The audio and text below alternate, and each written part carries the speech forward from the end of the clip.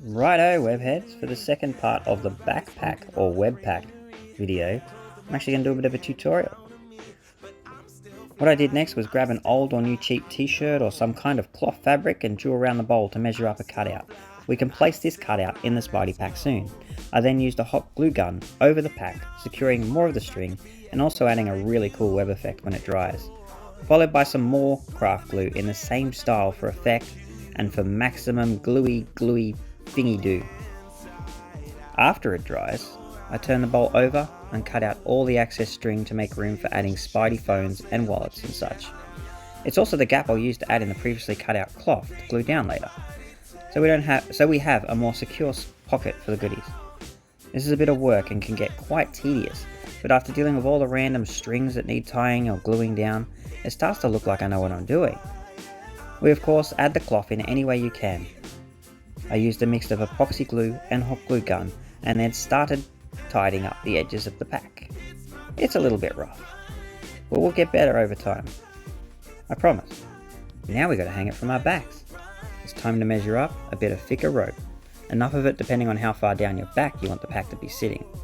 I don't want to be sitting too far up. I want to be able to reach it. It's a bit fiddly, but then I glued down the ends of each side into the bowl pack using epoxy glue with some cardboard pieces, just to hold the pieces and stop them from falling out before the set. Hey, no one said I'm a professional here.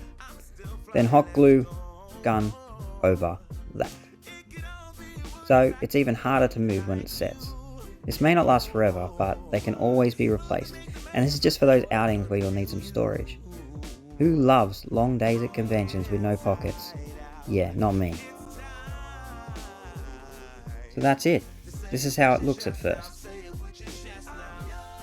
Don't mind my friend's head.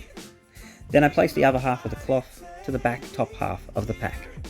It's rough, but it'll do fine.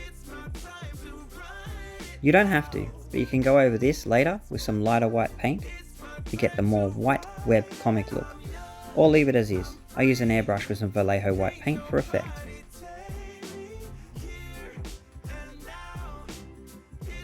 So there you have it. With just a bowl, glue, cloth and string, here's my first ever cosplay accessory that I haven't paid someone else to do.